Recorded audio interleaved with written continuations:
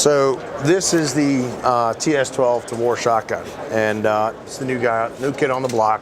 Had a lot of buzz about it here at SHOT Show. Same thing, I'm gonna go front or back, so that way we kind of hit everything in order.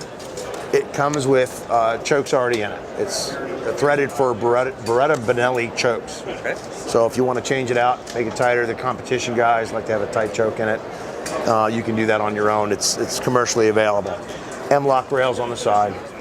It is a gas piston semi-auto shotgun. We do have a gas regulator for heavy and light loads. So that's up to you. You just flip it back and forth. It's on both sides, yeah. Everybody gravitates towards the flux capacitor here on the bottom. It's actually a 3-tube system that holds shotgun shells. It's 5 rounds per tube of 2 3/4 inch. So with 3 tubes, obviously, math, 15 rounds plus 1 in the chamber. So good to go. There's a latch located right at the front of the trigger guard. You push forward with your index finger, that's your release. So you push release as soon as the tube starts to turn.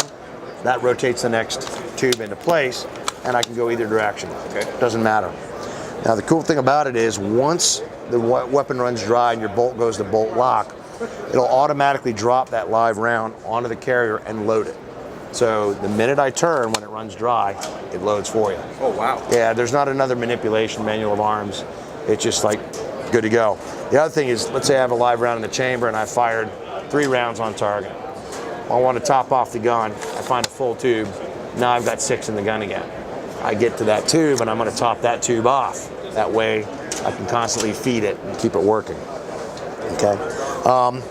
Bolt release located below the ejection port cover. This is the actual release for the rounds to bring them out. It interrupts the shell stop. It'll go onto that flat spot right there like a shelf. Yep. So you unload 1 at a time as opposed to having 4 spill out over 5, spill out all over the place. Cross bolt safety can be reversed to the opposite side. The non-reciprocating charging handle can be reversed to the opposite side. So you're sticking to that whole Tavor, design plan. Yeah, that's got to be, that's our philosophy. It's worked obviously in IDF. All the countries that they sell to, IWI is Israel in general is the 5th largest exporter of weapons in the world. So we definitely have a formula that works pretty well. We want to stay with that. The other cool thing is you can change the ejection of the shotgun at a user level. So the ejection port cover on the opposite side flips over. You have to change the extractor on the same bolt. You don't need a separate bolt, and then you're ejecting out the left side. The only thing that's not going to switch over is the bolt release. That's got to stay there. We can't change that. It has 2 loading ports on the right and on the left. So I can load any loading port I want at any time. I can hit it this way. If your technique is to go over the top and drop 2 in that way, that's up to you. Slick. Yeah. Overall length is 28 inches. Now here's the thing. I'll put you on the spot. Feel how heavy this is. Not too heavy. No, it looks like a tank. It doesn't feel like one. It's 8 pounds. 8 pounds unloaded.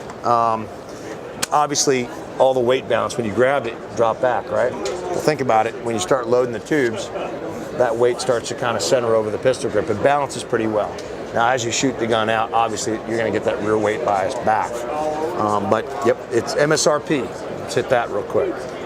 $13.99. It's not bad. Yeah, not bad. Not bad at all for that many features and in a new platform as well. Yeah, exactly. And it's going to be offered, we're hoping, again, same thing, end of the first quarter is what we're trying for on this shotgun. So we'll see what happens. We look forward to seeing these in Canada. If you have any other questions, look us up, IWI US. Now, I know it's not anything we can ever get in Canada, but I saw an undermount grenade launcher over there. Let's talk about it. Please. Absolutely.